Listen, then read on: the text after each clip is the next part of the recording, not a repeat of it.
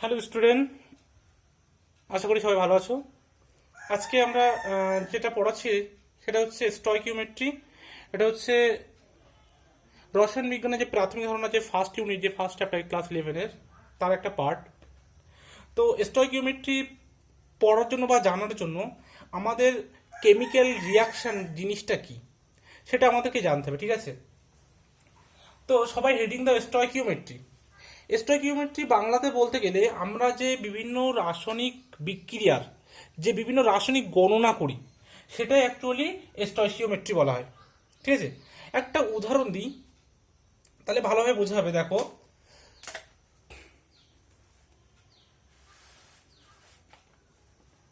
সেটা হচ্ছে প্রথমে আমরা কেমিক্যাল রিয়াকশনটা বুঝি।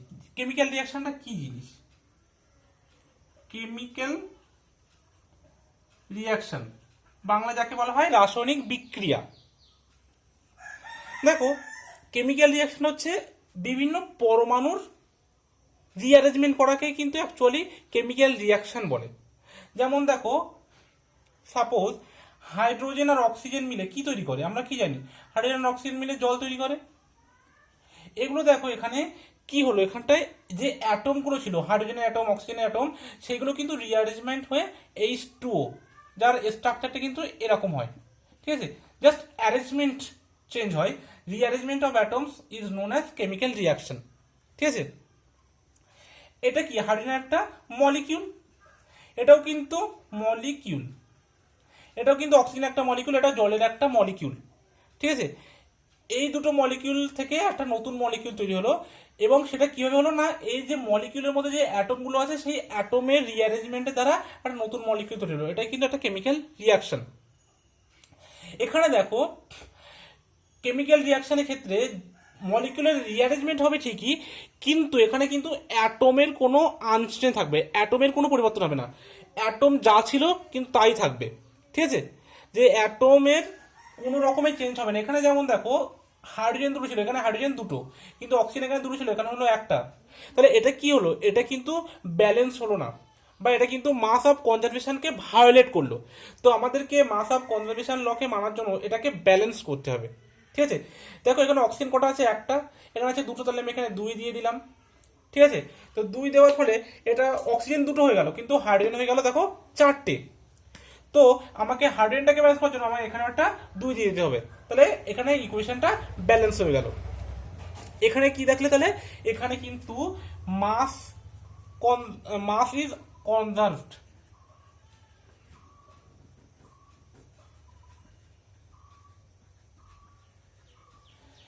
এই যে মাস আর এর মাস কিন্তু সমান হতে হবে, ঠিক আছে?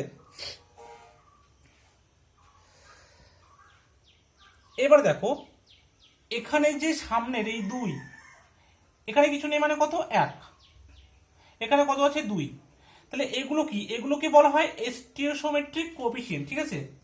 স্টয়সিওমেট্রিক কোএফিসিয়েন্ট,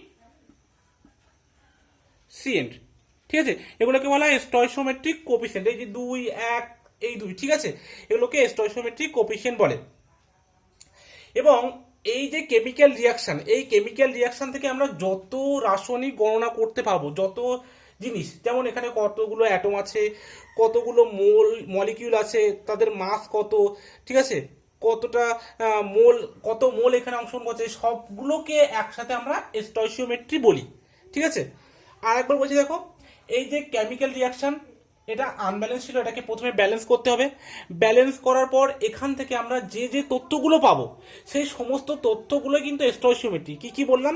যেখানে কতগুলো মলিকিউল অংশগ্রহণ করেছে এবং কত মলিকিউল প্রোডাক্ট তৈরি করলো, কত মোল অংশগ্রহণ করলো এবং কত মোল প্রোডাক্ট তৈরি করলো, তাদের মাস কত, এই যে বিভিন্ন রাসায়নিক গণনাগুলো আমরা করতে পারছি, সেটাই কিন্তু স্টয়সিওমেট্রি। আর এই যে সামনে যে 2, 1, 2 এগুলো দেওয়া আছে, এগুলো হচ্ছে স্টয়সিওমেট্রিক কোএফিসিয়েন্ট, বা আমরা সংক্ষেপে এটাকে এসসি, নট শিডিউল কাস্ট, এটা হচ্ছে স্টয়সিওমেট্রিক কোএফিসিয়েন্ট। ওকে,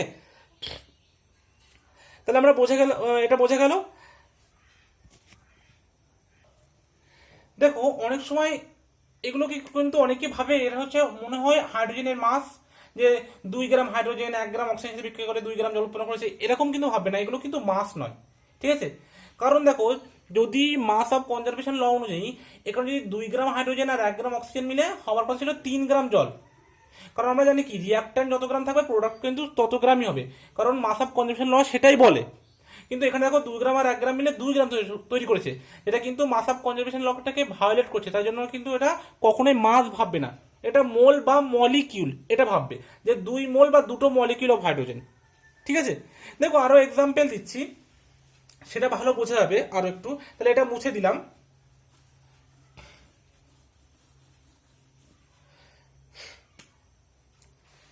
তাহলে এখানটা যেটা যেটা নিয়েছিলাম হাইড্রোজেন আর অক্সিজেন থেকে তৈরি হচ্ছিল যে জলটা, এখানে 2 ছিল আর এখানটায় ছিল 2। ঠিক আছে, এখানে কিছু নেই মানে এখানে কত 1। তো এখানে দেখো আমরা প্রথমে কি বললাম, আমরা এটাকে বলতে পারি মলিকিউল।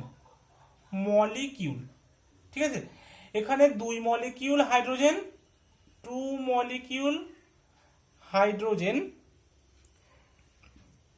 1 মলিকিউল অক্সিজেনের সাথে রিয়াকশন করে 2 মলিকিউল H2O উৎপন্ন করলো। ঠিক আছে, বা এখান থেকে আমরা মোলটা বার করতে পারি। মোল, মোল বার করার কি সূত্র, মোল ইজ ইকুয়াল টু কি quantity by NA, quantity by NA. তো দেখো এখানে বলেছে এন ইজ ইকুয়াল টু কি হবে, দেখো একটা জিনিস দেখো, আমরা যদি এটা ভাবি একটা নর্মাল জেনারেল ইকুয়েশন ভাবি, এটা 1 মলিকিউলে গেছে, তো এটা ধরো আমরা ধরলাম এক্স, তাহলে এটা যদি এক্স ধরি তাহলে এটা হবে কত 2x মলিকিউল, আর এটা হবে কত 2x মলিকিউল। ঠিক তেমনভাবে এটা যদি Na মলিকিউল হয়, অক্সিজেনটা যদি Na মলিকিউল হয়, তাহলে এই যে হাইড্রোজেন সেটা হবে 2Na মলিকিউল, এবং যেটা জল সেটাও কিন্তু 2Na মলিকিউল হবে। ঠিক আছে, এবার দেখো আমরা এই যে কোয়ান্টিটিটা দেওয়া আছে, এই কোয়ান্টিটি থেকে মোল নাম্বারটা কিভাবে বার করি, কিউ এর মান কত 2Na বাই Na, তাহলে Na ক্যান্সেল হয়ে যাবে 2 মোল। ঠিক আছে, তাহলে 2 মোল কিন্তু মানে যতগুলো মলিকিউল ছিল সেখান থেকে Na অ্যাভোগাড্রোর সংখ্যা সেটা কিন্তু বাদ দিলে আমাদের সেখান থেকে আমরা Na ক্যান্সেল করে দিয়ে 2 মোল বার হলো। তাহলে এটা 2 মোল লাগলে এর লাগবে 1 মোল, এটাও হবে 2 মোল। ঠিক আছে, তাহলে আমরা এখান থেকে মাস কত বার করতে পারি, মাস দেখো আমরা মাস কিভাবে বার করব, মাসটা হচ্ছে কি আমরা কি জানি number of moles is equal to mass by molar mass, তা সেখান থেকে মাস বা ওয়েট যেটা বলো mass is equal to n into molecular mass. তাহলে n কত 2, আর হাইড্রোজেনের মলিকুলার মাস কত, দুটোর জন্য 2 মানে 4 গ্রাম। তাহলে 1 মোল অক্সিজেনের জন্য কত হবে 32 গ্রাম, আর জলের হচ্ছে 2 মোল, 1 মোলের জন্য অক্সিজেনের 16 আর হাইড্রোজেনের 2, তাহলে 18, আর তার সাথে 2 গুণ হলে তাহলে 36 গ্রাম। ঠিক আছে, এইবার তুমি দেখো একটা জিনিস, এখানে ছিল 4 গ্রাম আর এখানে হলো 32 গ্রাম, তাহলে এই দুটো যদি আমরা প্লাস করি 4 + 32 তাহলে কত হচ্ছে 36 গ্রাম। ওকে, তাহলে দেখো এবার কিন্তু মাস অফ কনজারভেশন লটাকে ওবে করছে, এখানে কিন্তু এটা কখনোই মাস ভাববে না, এটা কিন্তু মাস নয়। ঠিক আছে, মাস কিন্তু এটা 4 গ্রাম + 32 গ্রাম ইকুয়াল টু 36 গ্রাম, মানে রিয়াক্ট্যান্টের মাস সে সাথে ইকুয়াল টু হচ্ছে প্রোডাক্টের মাস। বোঝা গেল, এইটাই কিন্তু স্টয়চিওমেট্রি। কারণ আমরা এই যে কেমিক্যাল রিয়াকশন থেকে কি কি ক্যালকুলেশন করতে পারছি, যে মলিকিউলটা বার করছি কত মোল বার করছি, তার মাস কত সেটা বার করছি, এই যে এই সমস্ত কিছুকে একসাথে বলা হয় স্টয়চিওমেট্রি। ঠিক আছে, তো আমি মুছলাম। আর একটা রিয়াকশন আমি দেব, সেটা তোমরা বার করবে এবং বার করে আমাকে দেখাবে, ঠিক আছে? তো এটা মুছে দিলাম।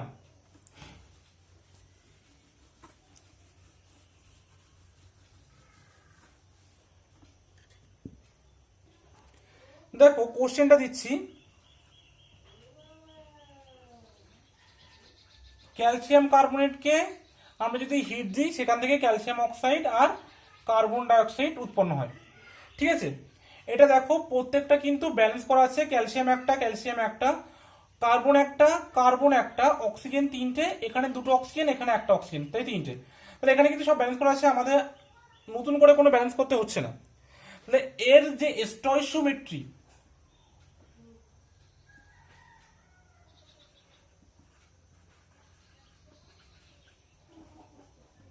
স্টয়কিওমেট্রি গুলো বার করবে এবং এদের স্টয়কিওমেট্রিক কোফিসিয়েন্ট গুলো লিখবে, ঠিক আছে? স্টয়কিওমেট্রিক যে কোফিসিয়েন্ট সেগুলোও কিন্তু লিখবে, করে আমাকে এটা দেখাবে। এবার আমরা নেক্সট টপিকে যাব, সেটা হচ্ছে লিমিটিং রিএজেন্ট, এবং এর কিছু প্রবলেম আমি দেবো, তবে একটু বাদে। আমি আগে লিমিটিং রিএজেন্ট পড়িয়ে নিয়ে তাদের প্রবলেমগুলো করাবো, ঠিক আছে? তো সবাই হেডিং দাও লিমিটিং রিএজেন্ট। দেখো লিমিটিং রিএজেন্ট মানে যে রিএজেন্টটা লিমিটেড আছে সেটা লিমিটিং রিএজেন্ট, নাম থেকে তো বোঝা যাচ্ছে।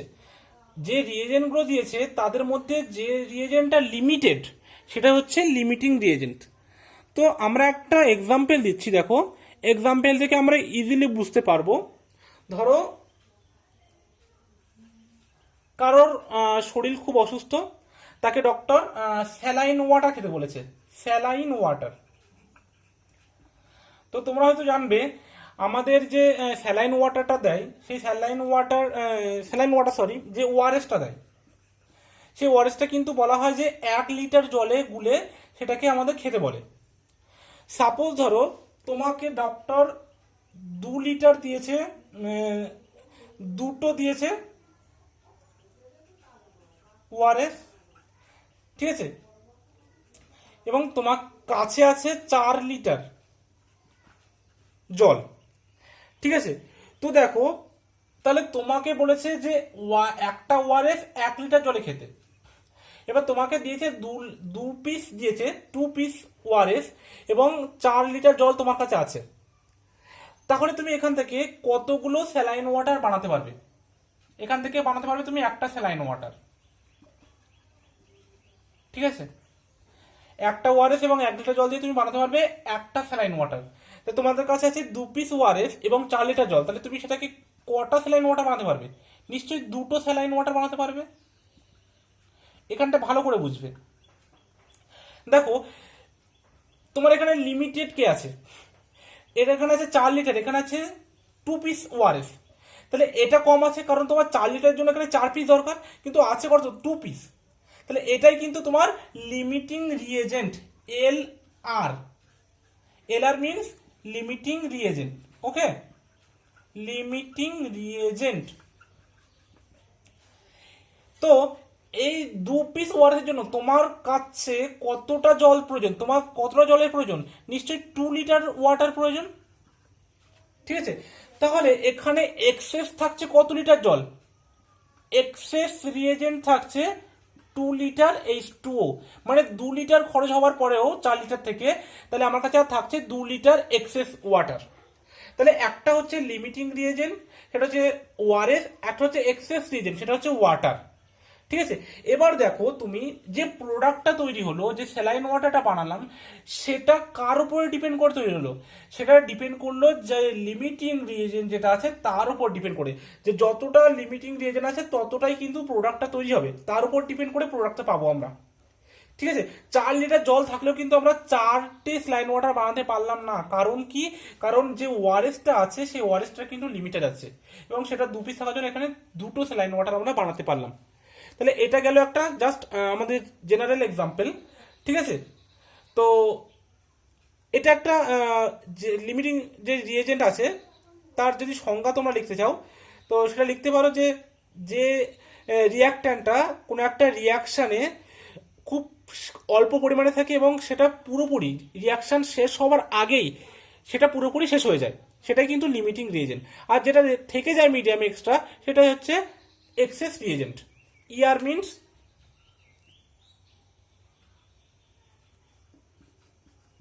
excess reagent. ওকে, তো এটা বুঝলাম। এবার লিমিটিং রিয়েজেন্টের কিছু ফর্মুলা আছে, যে আমরা কিভাবে বুঝবো যে কোন একটা ইকুয়েশন দেওয়া আছে সেটা, বা যে কোনো একটা প্রবলেম দেওয়া আছে সেটা কি লিমিটিং রিয়েজেন্টের প্রবলেম না এমনি নর্মাল ইকুয়েশনের প্রবলেম, সেটা কিভাবে বুঝবো, ঠিক আছে, সেটা আমরা এবার বার করব। তো সবাই হেডিং দাও লিমিটিং রিয়েজেন্ট ফর্মুলা। দেখো, একটা নর্মাল বা একটা জেনারেল ইকুয়েশন নিচ্ছি, ঠিক আছে, একটা জেনারেল ইকুয়েশন লেখো সবাই, জেনারেল ইকুয়েশন।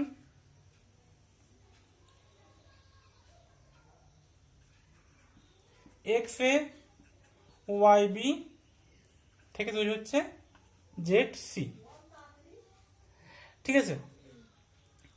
এবার দেখো, যদি কিনা moles of A by stoichiometric coefficient of A, এদের যে রেশিও,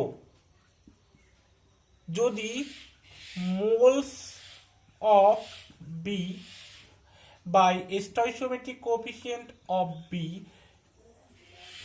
নট ইকুয়াল টু হয়, তাহলে বুঝবে যে প্রবলেমটা তোমার দিয়েছে বা যে ইকুয়েশনটা তুমি বানিয়েছো সেটা কিন্তু লিমিটিং রিয়েজেন্টের প্রবলেম। যদি কোনো প্রবলেম দেওয়া থাকে সেটা কিন্তু limiting reagent.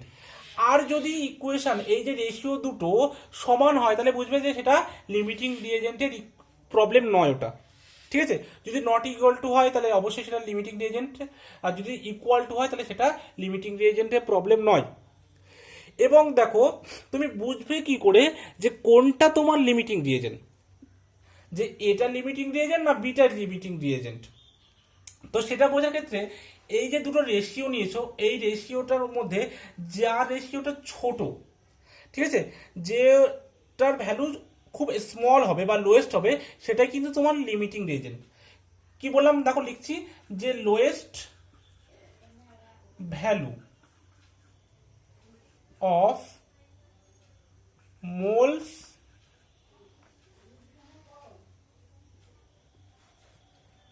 by stoichiometric coefficient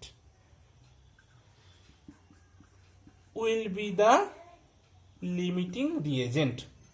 মানে এই অনুপাতটা যার লোয়েস্ট হবে সেটাই কিন্তু লিমিটিং রিয়েজেন্ট, ঠিক আছে। দেখো, আমি একটা উদাহরণ দিচ্ছি, তাহলে তোমরা আরো ভালো বুঝতে পারবে এবং সেটা তোমরা নিশ্চয়ই প্র্যাকটিস করবে, করে আমাকে তোমরাই বলবে, ঠিক আছে। দেখো, এটা কিন্তু আমি মুছে দিলাম, সবাই এটা লিখে নাও, এটা মুছলাম।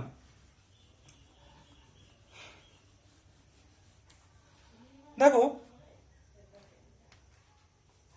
একটা জেনারেল একটা ফর্মুলা, এবার একটা প্রবলেমই দিই। সাপোজ ধরো এই কোশ্চেনটা দিয়েছে 3a প্লাস 6b থেকে 3c প্লাস 5d, 3 এটা হচ্ছে 9 মোল, 6bটা হচ্ছে 27 মোল, সেখান থেকে প্রোডাক্টটা কত মোল তৈরি হয়েছে এবং এর লিমিটিং রিয়েজেন্টকে এক্সেস রিয়েজেন্টকে এটা বার করতে বলেছে। তো সবার আগে আমাকে দেখতে হবে যে এই যে প্রবলেমটা এটা কি আদৌ লিমিটিং রিয়েজেন্ট প্রবলেম, সেটা আমাকে চেক করতে হবে। তার জন্য কি ফর্মুলা বলেছি আমি, যে যদি নট ইকুয়ালস টু হয় যে রেশিও দুটো, ঠিক আছে, যে মোলসের যে ratio, moles by stoichiometric coefficient, এই যে রিয়াক্ট্যান্ট দুটোর, ঠিক আছে, তা যদি নট ইকুয়াল টু হয় তাহলে সেটা কিন্তু লিমিটিং রিয়েজেন্ট। তাহলে দেখো, সূত্র বলছিলাম number of moles of A by stoichiometric coefficient of A, এটা কত দেখো, 9 মোল বাই 3 ইজিক্যাল টু 3, আর N B by stoichiometric coefficient of B is equal to কি হবে, এনবি মানে কি না, বি এর মোলটা কত 27 আর স্টয়চিওমেট্রিক কোএফিসিয়েন্ট হচ্ছে 6, তাহলে হচ্ছে দেখো 4 ছক 24, 5 ছক 30, 4.5। তাহলে এই 3 আর 4.5 নিশ্চয়ই সমান নয়, ঠিক আছে। তার মানে কি এটা নিশ্চয়ই লিমিটিং রিয়েজেন্টেরই প্রবলেম, ঠিক আছে। এটা কিন্তু লিমিটিং রিয়েজেন্টের প্রবলেম, এবং লিমিটিং রিয়েজেন্টটা কি, যেটা কম আছে 3, এটা কি, এটা হচ্ছে এ, তাহলে এ হচ্ছে এখানে লিমিটিং রিয়েজেন্ট, আর যেটা বি আছে বিটা হচ্ছে এক্সেস রিয়েজেন্ট, বুঝে গেল। তাহলে লিমিটিং রিয়েজেন্ট এক্সিট রিয়েজেন্ট পেয়ে গেলাম। এবার বার করতে বলেছে number of moles of product, ঠিক আছে?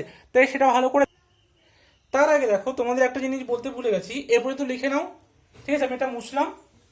দেখো এটা বলে দিই, আমরা এখান থেকে একটা মোল কনসেপ্ট বার করতে হবে, ঠিক আছে? কোন একটা কেমিক্যাল রিঅ্যাকশনের ক্ষেত্রে মোল কনসেপ্ট কি হয়? Mole concept for a chemical reaction, ঠিক আছে?